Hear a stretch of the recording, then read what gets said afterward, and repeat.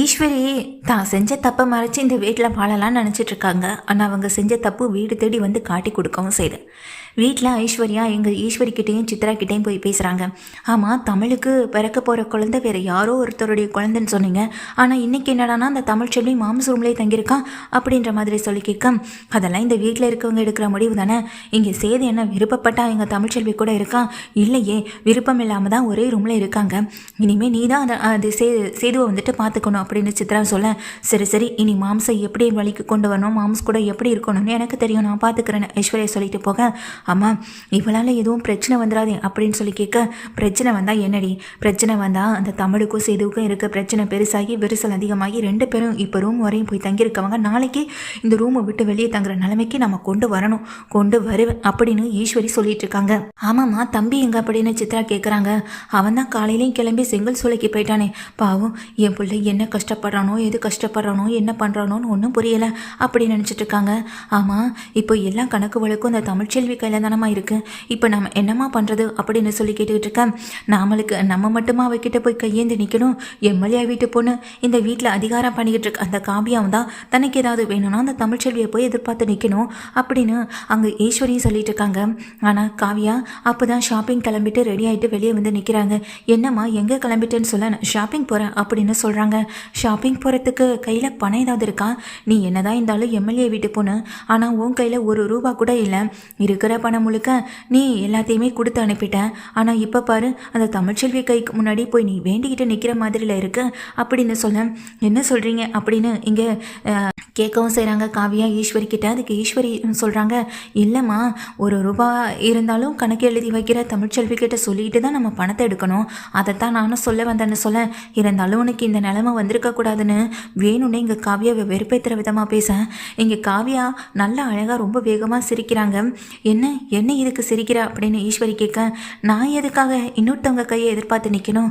அதான் உங்கள் பிள்ளை போசு எனக்காக போய் சம்பாதிச்சு நாள் ஒன்றுக்கு ஒரு ₹1000 கொண்டுட்டு வந்து கொடுக்குறானே, இது போதாதான் எனக்கு? இதை வச்சு எப்படி எனக்கு செலவு பண்ணிக்கிறதுன்னு நல்லாவே தெரியும். அவர் கொடுத்த ₹1000 என்கிட்ட தான் இருக்குது. இன்றைக்கி ஒரு ₹1000 சம்பளம், அது எங்கள் அப்பாவே எனக்கு போட்டு விடுறேன்னு சொல்லிட்டாரு. ஏன்னா போசு கையில் கொடுத்தா போகுமா போகாதான்னு எனக்கு தெரியலை. அவர் கொடுக்குற சம்பள பணத்தை இனி நானே வாங்கிக்கலான்னு இருக்கேன். அதனால் நானே இன்னைக்கு ஷாப்பிங் போயிட்டு வரேன். அப்படியா, சரின்னு சொல்லிட்டு அங்கேருந்து கிளம்புறாங்க. என்னம்மா இவன் நம்ம நினச்ச மாதிரி கிடையவே கிடையாதுமா, அந்த மலர் மாதிரி நமக்கு கீழே இருப்பான்னு பார்த்தா இவ பேசுகிற பேச்சுக்கு இவளை இப்போவே அடித்து வீட்டை விட்டு வெளியே அனுப்பலான்னு தோணுதுன்னு சொல்ல, அவசரப்படக்கூடாதுரி, இவளை நம்ம வழிக்கு கொண்டு வரதுக்கு என்ன வழின்றதை நாம தான் யோசிக்கணும் அப்படின்னு சொல்லிட்டு பேசிக்கிட்டு இருக்காங்க. கொஞ்ச நேரத்தில் காவியா ஷாப்பிங்லாம் போயிட்டு வீட்டுக்கு வராங்க. வீட்டுக்கு வந்ததும் தமிழ்ச்செல்வியை போய் பார்த்துட்டு, உங்களுக்காக தான் இதெல்லாம் வாங்கிட்டு வந்துன்னு சொல்லி கொடுக்க, எனக்காகவான்னு தமிழ்ச்செல்வி கேட்கா. ஆமாம், வயிற்றில் குழந்தை சுமந்துச்சுருக்கீங்க, இந்த மாதிரி சமயத்தில் நீங்கள் இதை யூஸ் பண்ணிங்கன்னா ரொம்ப நல்லா இருக்கும், இதை சாப்பிட்டீங்கனாலும் உடம்புக்கு ரொம்ப நல்லதுன்னு சொல்லிட்டு அவங்களுக்கு தேவையானதுலேருந்து எல்லாத்தையுமே வாங்கிட்டு வந்து கொடுக்க, காவியாவுக்கும் தமிழ்ச்செல்வி ரொம்ப பிடிக்குது, தமிழ்ச்செல்விக்கும் காவியாவுக்கு ரொம்ப பிடிச்சி போயிடுது.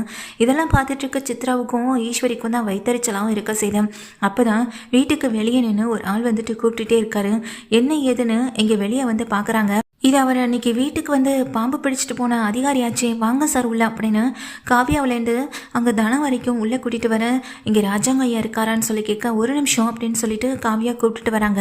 ராஜாங்க வெளியே வந்து உட்கார, சார் ஐயா ஒரு முக்கியமான விஷயம் அப்படின்னு சொல்ல, என்ன விஷயம்?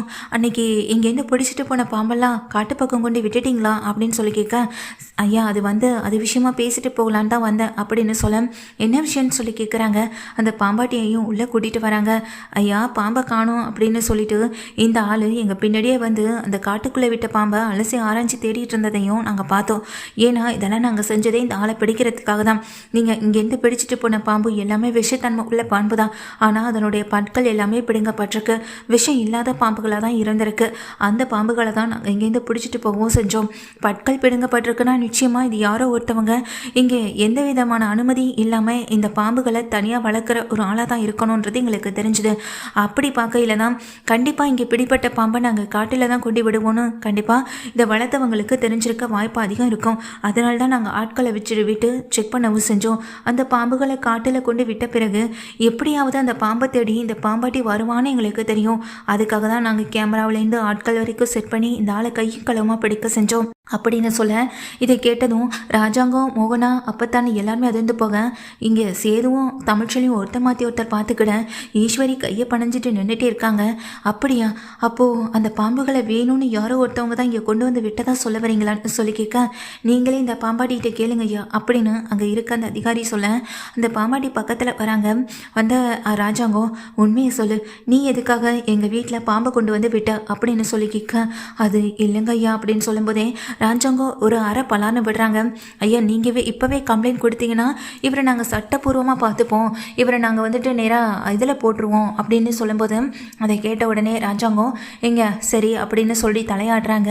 அதுக்கு உடனே பயந்து போன பாம்பாட்டி, ஐயா ஐயா நான் உண்மையை சொல்லிடுறேங்க ஐயா அப்படின்னு சொல்ல, ஐயா நானே ஏதோ வயிற்று பழப்புக்கு இந்த தொழிலை பண்ணிட்டு கிடக்க, இந்த நேரத்தில் என்னை போலீஸ் ஸ்டேஷன் கேஸுன்னு அலைய விட்டிங்கன்னா என் குடும்பம் என்னையா ஆகுறது, என் குடும்பத்துக்காகவும் குழந்தைங்களுக்காகவும் தானே நான் ஓடிட்டு கிடக்க அப்படின்னு சொல்ல, அப்போது ஒரு உயிரை பறிக்கிறது தப்பு இல்லையான்னு சொல்ல, ஐயா அது எதுவுமே விஷத்தன்மை உள்ள பாம்பு இல்லையா, இந்த வீட்டில் இருக்க இதோ நிற்கிறாங்களே அந்த அம்மா தான் என்னை வந்து பார்த்து இங்கே விஷமுள்ள நல்ல பாம்பாக வேணும், அந்த பாம்பு கொத்துன உன்னையே இங்கே அவங்க நுரத்தள்ளி வாயிலேருந்து நுரத்தள்ளி சாகிற அளவுக்கு ஒரு பாம்பை கொண்டு வந்து விடணும்னு சொன்னாங்கய்யா.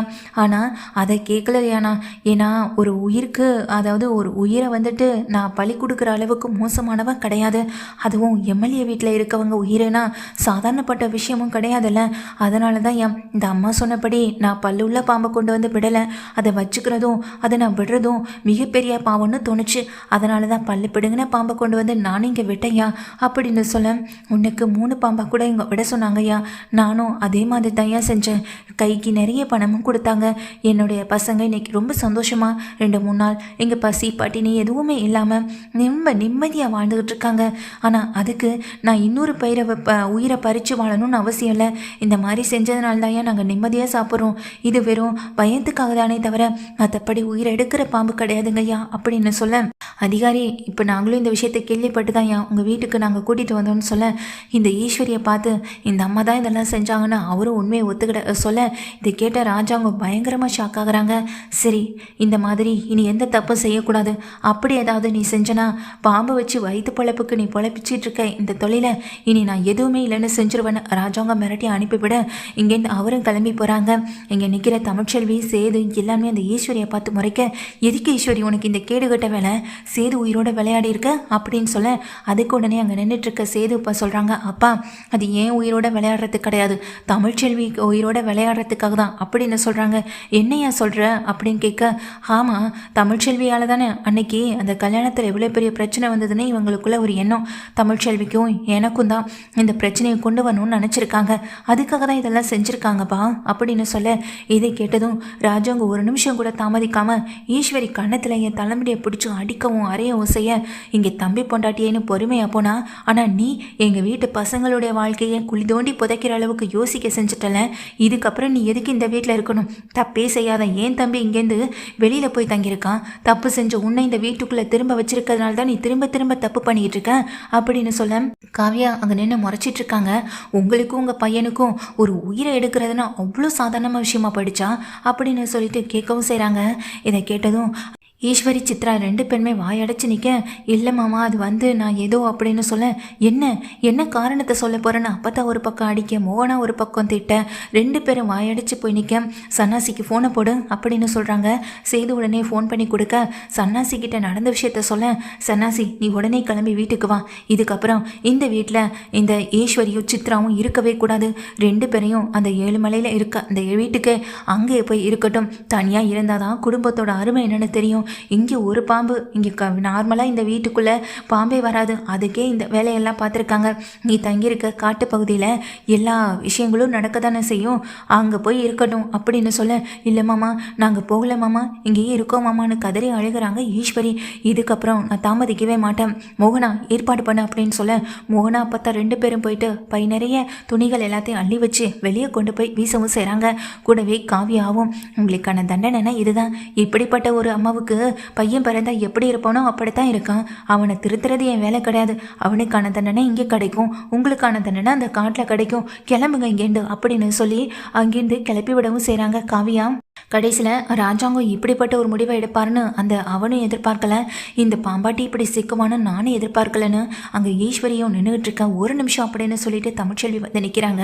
என்னையும் என் புருஷனையும் கொலை பண்ணுற அளவுக்கு நீ வந்திருக்கனா, அப்போ உன் மனசில் நாங்கள் தான் தப்பு பண்ணியிருக்கோன்ற எண்ணம் உனக்குள்ளே ஓடிக்கிட்டு இருக்கு. நீ செஞ்ச தப்பை இப்போ வரைக்கும் உணர்ந்து பார்க்கல. நீ தனியாக இருந்தால் தான் அந்த தப்பை உணர்வனா, அப்போ நீ தனியாகவே இருந்துக்கோ அப்படின்னு அங்கே தமிழ்ச்செல்வி சொல்கிறாங்க. ஐஸ்வர்யாவும் இதெல்லாம் பார்த்துட்டு இருக்காங்க. என்ன நீ எங்கள் அத்தைக்கிட்டே ரொம்ப திமிரா பேசுகிறேன்னு சொல்ல பல்லான்னு ஒரு ஐஸ்வர்யா கணத்தில் விழ, உனக்கு என்ன தெரியும், இந்த வீட்டுக்கு வந்து நீ எத்தனை நாளாக இருக்க, ஒழுங்கு மரியாதை இந்த விஷயத்தில் தலையிடாமல் ஒதுங்கி நில் அப்படின்னு சொல்ல அப்படி போடுக்கான். இவளுக்கெல்லாம் இந்த மாதிரி அறை கொடுத்தாந்தாக்கா திருந்துவா அப்படின்னு தனமும் சொல்லி திட்டுறாங்க. அதனால் அந்த ஐஸ்வர்யா அப்படியே கன்னத்தில் கையை வச்சு அடங்கி போய் நிற்க, இங்கே தமிழ்ச்செல்வி வந்துட்டு அங்கே ஈஸ்வரி சித்ரா ரெண்டு பேருமே பார்க்குறாங்க.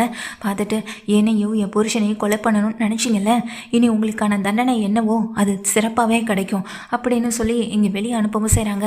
கரெக்டாக சொன்னீங்க தமிழ்ச்செல்வின்னு அங்கே காவியாவும் பேசிகிட்டு இருக்காங்க. உங்கள் பையன் திரும்பி வரும்போது நீங்கள் இந்த வீட்டில் இருக்கக்கூடாது. உங்கள் பையனுக்கான தண்டனையை நான் முடிவு பண்ண மாதிரி உங்களுக்கான தண்டனையை இந்த வீட்டில் இருக்கவங்க முடிவு பண்ணிட்டாங்க. இங்கேருந்து கிளம்பி போனால் உங்களுக்கு நல்லது. ஏன்னா உங்களால் தான் இந்த வீட்டில் இருக்க ஒவ்வொருத்தவங்களோட உயிருக்கும் ஆபத்து வருமோன்ற ஒரு பயமும் இருக்குது. இனி பயப்பட வேண்டிய அவசியமும் இல்லை. பேசாமல் ஒரு ஸ்டேஷனில் கம்ப்ளைண்ட் பண்ணி வச்சிடலாம் தமிழ்ச்செல்வின்னு சொல்ல தமிழை பார்க்குறாங்க. அதையும் செஞ்சுதாங்க ஆகணும் அப்படின்னு அங்கே தனமும் சொல்ல, இங்கே மொத்தத்தில் ஈஸ்வரி சித்ரா ரெண்டு பேருமே பையை தூக்கிட்டு வீட்டிலேருந்து கிளம்ப, சன்னாசி அந்த ஊர்லேருந்து கிளம்பி இங்கே ஊருக்கு வரதுக்கு ரெடியாக இருக்காங்க. இந்த மாதிரியான ஒரு சீக்வன்ஸோட சீரியல் போனால் நல்லாயிருக்கும்னு நினைக்கிறவங்க இந்த வீடியோக்கு ஒரு லைக் பண்ணி ஆதரவையும் தருவீங்க.